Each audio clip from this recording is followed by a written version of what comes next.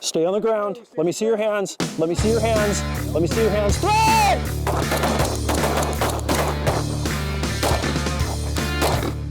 The first time I met John Norris, we were standing in the mountains above California's Silicon Valley talking about the cartel's illegal marijuana grows, and not only the grows themselves, but the devastating impacts they're having on the wild lands out there, okay? You might be thinking, well, I don't live anywhere near California, so big deal. If that's the case, chew on this fact. Those same cartels have confirmed illegal grows in 27 other states in the nation. If that doesn't scare you, chew on this fact. Those same cartels have illegal influences in gun trafficking, human trafficking, and methamphetamines in every single state, every single one. But here's the silver lining. There's a group of people who are sick of this crap. They're not taking it anymore. They are armed and they're highly trained. You're watching Modern Shooter.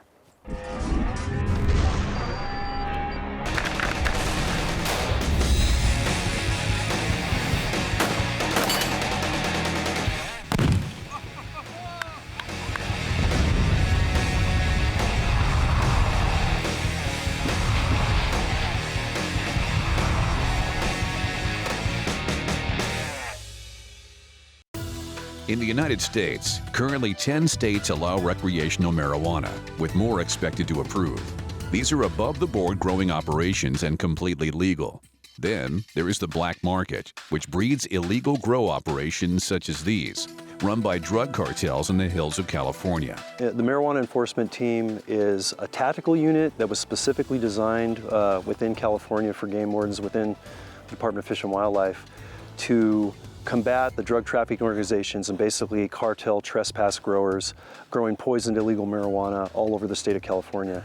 For the people on the Met, which is again the marijuana enforcement team, they never know what type of a situation or environment they're going to find themselves in. And that means their training must be exceptionally diverse and extremely intense.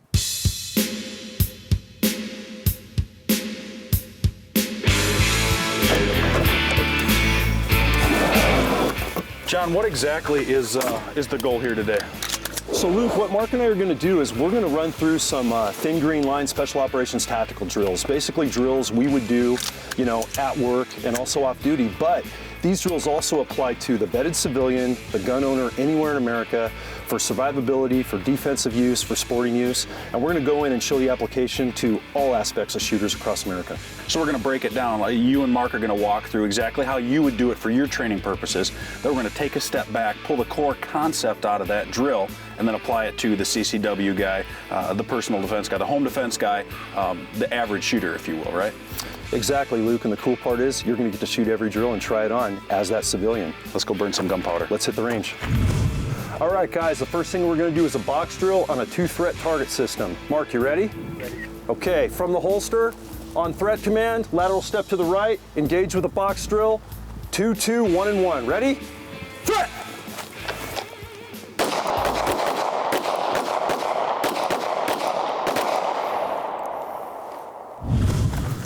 Looks like we got some bleeders, boys. Got some hits. Good shooting. Nice job, Mark. Walk me through your rendition of the box drill, why you do it, how you do it, all of it, top to bottom. You got it. So, brother, what we're doing here is a box drill is simulating 2 deadly force threats instead of just 1.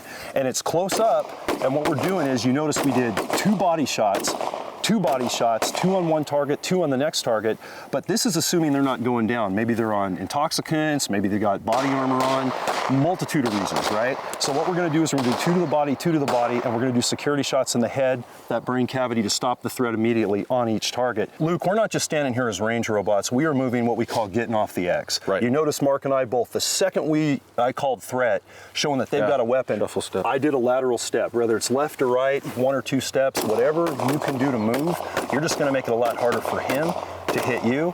You're gonna gain the advantage of having time and pick up a second, maybe even more, to get that pistol out and engage both threats before they can do harm to you or your loved ones. And you're making that lateral movement during the draw. Exactly, you're trying to, a nice smooth economy of motion, so you're gaining time and being efficient. So rather than being here, then stepping out of the way, then going to draw your pistol, it's just nice and smooth, nice and smooth. Nice and smooth. You start it slow. Remember, slow is smooth, smooth is fast. And eventually, when you do this drill, you know, 50, 60, 100 times, besides having a heck of a lot of fun, you're gonna get really smooth and fast and not even know it. The speed will come naturally. Just do everything smooth and try to do things together. Okay. Ready, brother? Yes, sir. Threat! Nice.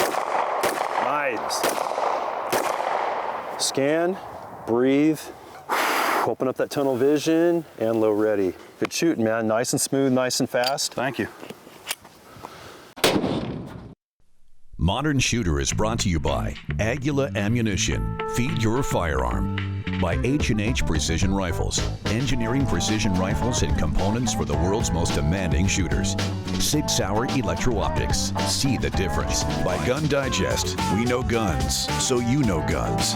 By Turnbull Restoration. Specializing in the accurate restoration of historical metal finishes on period firearms. And by Benchmark Barrels. World-class accuracy made in the USA.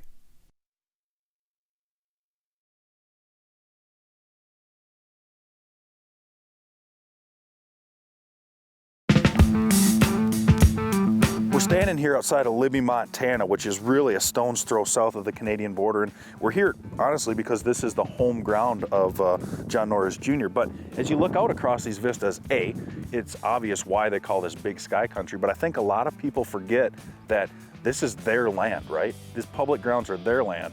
It's my land, it's everybody's. And along with that ownership goes the responsibility to take care of it. The Hidden War was really written out of frustration.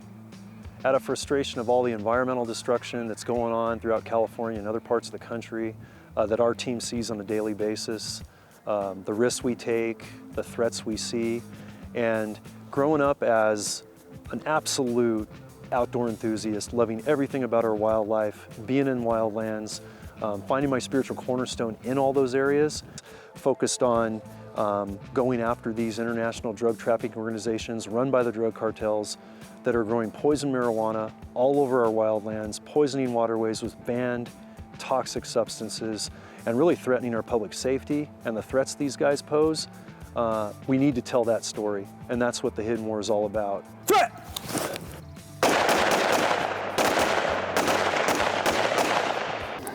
If you break down, really break down what these guys are doing, it's actually kind of amazing to think about the core fundamentals, right? These are drills that these guys obviously use against some pretty serious bad guys to save their own lives if needed, right? But if you take the core concept, whether it's moving and shooting or engaging multiple threats, the list goes on and on. You can break those down and apply them to really any home defense, personal defense, any sort of situation that the average concealed carry gun owner would use. It's cool stuff.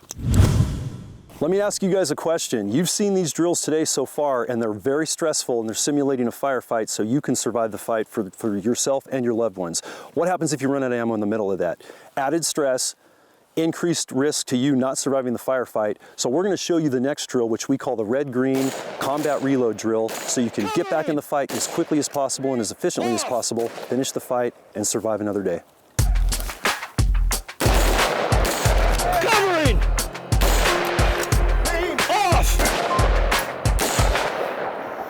So John, as I'm watching you and Mark work through this drill, two things come to mind. Obviously, we're learning how to reload quickly, efficiently, under a simulated firefight. Right. But just as importantly, it's a two-man drill, right? So teamwork, obviously, symbiosis plays a huge part in this drill.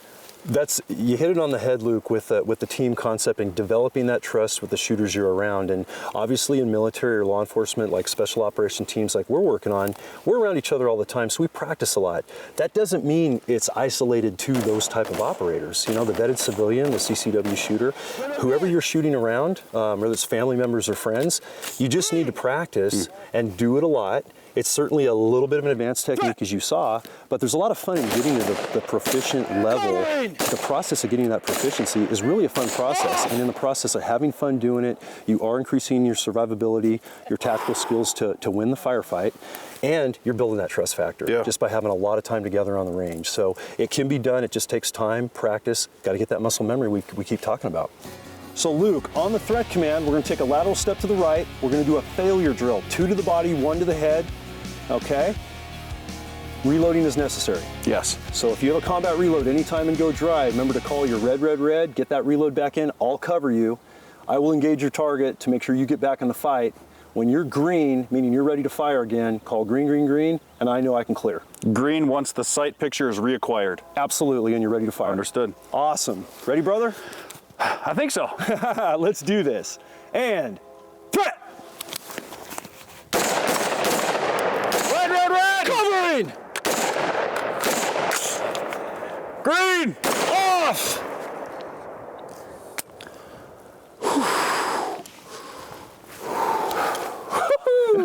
That was outstanding, man. I heard you loud and clear. That was great. Well, I'm good at yelling. I've had cleaner reloads, but it went okay. I mean, you practice no matter how many times standing here, dry running it, how to grab that magazine coming out of my pocket. Yeah. Yeah, in the heat of battle like that? No, I just grabbed it. I mean, so, you're talking about practice and repetition. Kind of exciting, right? It is. Heart rate's up, adrenaline's up. Yeah. A lot to think about. Pretty soon you won't be thinking at all. You'll do it mechanically because you have it embedded. Right. And that's the point we're getting to. And pretty good for a first team run. Thanks, man. Let's hit it again. Good job. Let's do it. I got a question for you, John, as we walk up to this target right here. Yeah. As I'm transitioning through, and one drill felt really, really good, or one run felt really good, one felt a little bit more frantic, right? Right. So is it more important to save a couple seconds and get them here? Or is it faster to push it a little harder, still being okay with some of these outer thoracic hits? Yeah, so for this distance we were shooting, Luke, we were back, 15, 20 yards, not that far. So this guy can still get that lucky shot, just not even being well trained. So I would go a little faster versus being so precise, as long as you're hitting that upper thoracic. And even though some of these shots were low, because granted you were going quick and getting what you call on the rails, on the edge. Exactly. They're still in that vital area. You're still loading up this target with trauma, stopping his threat ability, and going fast enough, because don't forget, we still got number 2 target to deal with. So speed over accuracy, as long as you're still hitting the target zone a little low, that's okay, in my opinion.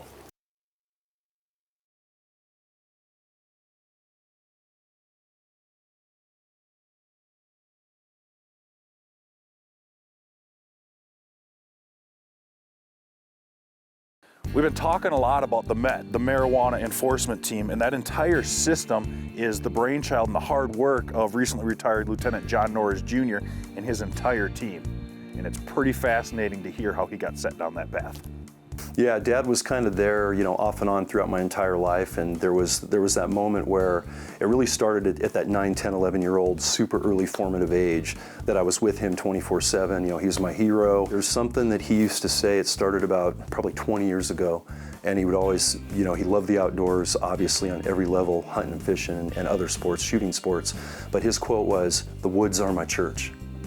And the depth of that and the profoundness of that really resonated with me, because the spirituality, I think all of us in the family, and it started with Dad and Mom especially, is the woods are our church.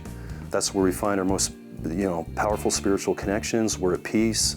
We feel like we're in an environment that we love the most and feel the most comfortable in. But also, as you know now from the fight I've been involved in 28 years as a game warden, what we're desperately trying to protect as well. So that quote resonates very deeply with me on many levels. The woods are my church. Because he was such a big influence on everything I've become, and now we're here, where he's from, in just the beautiful Northwest Montana country. My sister, right after his passing in 2013, my sister carved and created a beautiful memorial for him, for the whole family to enjoy. And we've actually erected a memorial to my dad right here on the property that you can see out of my office window. But we can also go sit out there, visit with him, reflect on him, and always pay homage to what he stood for. And we have it right here on the property. It's really an amazing, serene place to visit.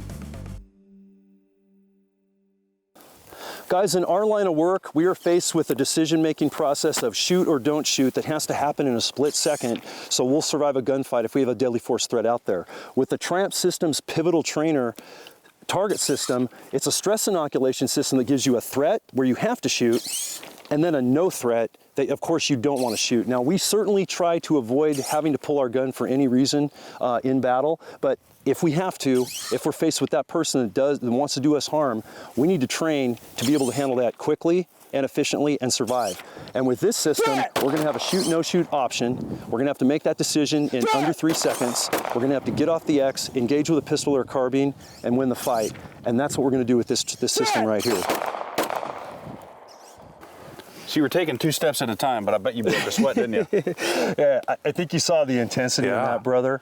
The heart rate was up, the adrenaline was going, I was locked in, and what we talked about, tunnel vision on, waiting to see what's gonna happen. Absolutely. When I would see that gun and take that lateral step, my heart would skip a couple of beats. It was like I was in the fight. Yeah. That's what's so cool about this target system. You're gonna find when you try it next, and I can't wait to see this, it's gonna be really fun, but it's gonna be very stressful, and the training value is just, you know, second to none for this inoculation training for threat, shoot, no shoot. It's intense. I was standing back watching what you were doing. Let's see if I can replicate it, shall we? All right, let's do it. All right, buddy, on you. I think I'm ready. Threat! Nice.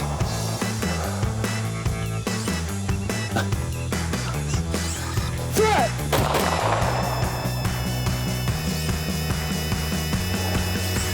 Threat! Threat!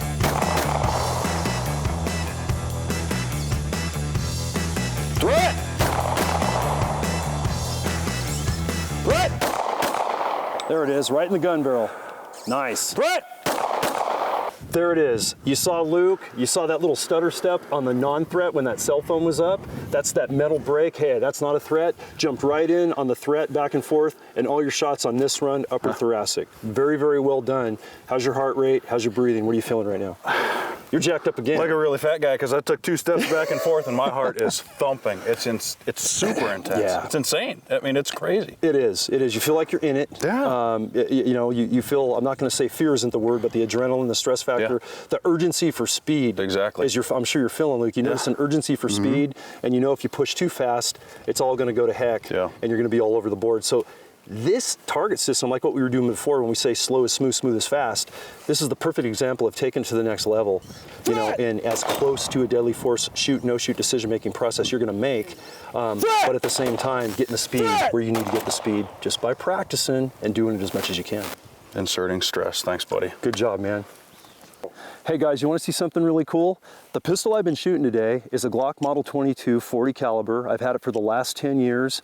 The last 10 years of my job as a California Fish and Game Warden in Special Operations, this is what I carried as my primary sidearm. You can see that Glock engraved the California Game Warden insignia on all of our guns up to 500 at the time. We've got the badge there, and PSL 413, the serial number, is actually reminiscent of my badge number, which is 413. So to have this given to me and purchased by my teammates on our Thin Green line of Special Operations Wardens in California was a real blessing, real honor. So now I get to use it in retirement for training, for defense, for whatever I need.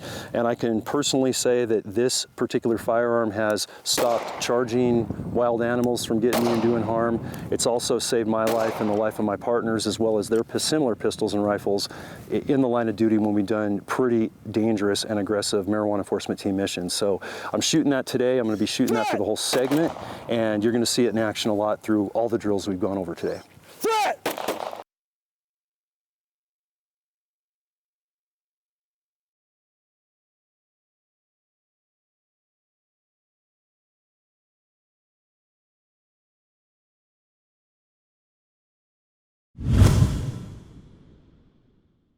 There's a major difference between being a proficient rifleman and being a sniper. And for the guys in the Met team, those who want to have that sniper status, there's a little thing standing between them and that goal, and it's called the sniper qualification course. 10 shots, targets at 200 yards, 100 yards. It involves speed, it involves stress, it involves accuracy, and in this game, there are no mulligans. You miss, you're done.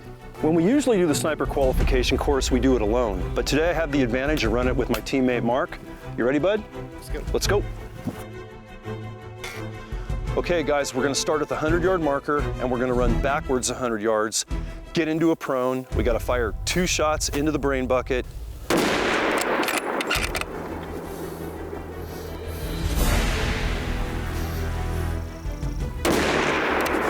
Take a breath, get up and move laterally about 20 yards, back into a prone, fire 2 more shots into the brain bucket of your target.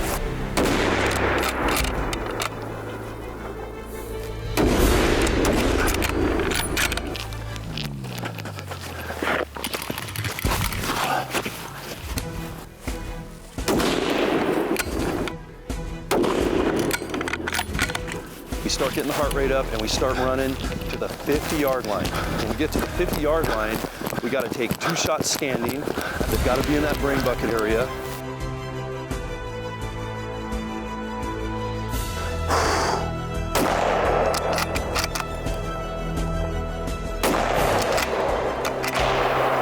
Then get up.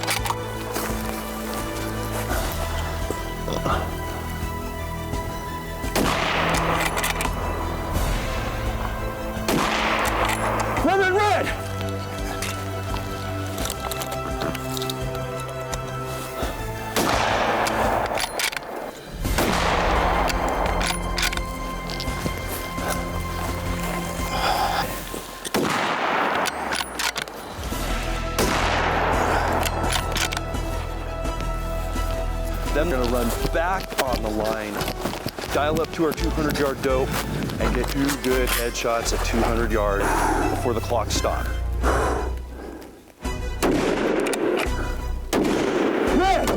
6 minutes to do the sniper qualification with a forced reload.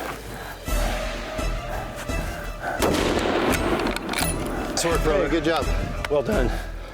During the Met Sniper Qualification course, you saw us shoot from 100, 200, back to 50, running around, getting the heart rate up. But to be a sniper, especially in open field environments where we work, you gotta be able to shoot a little further, actually a lot farther than 200 yards. So just for fun, we've set up a nice steel plate, man-sized torso out to right at 800 yards, and we're shooting the 6.5 Creedmoor with a nice 142 grain AccuBond long range hand load. And let's go see if we can hit that thing in my dopes on.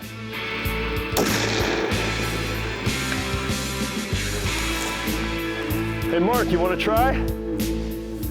Hidden War really came out of frustration of all the environmental destruction and the threat to our public safety that we've seen now for years, fighting these international drug cartels, growing all this poison marijuana, polluting our waterways, and destroying our wildlife, wildlands, and waterways in that process. What I really want to do with the book is tell the story of what's happening to our natural resources, your natural resources, our wildlife, our waterways, and our wildlands, and it's happening right under our noses.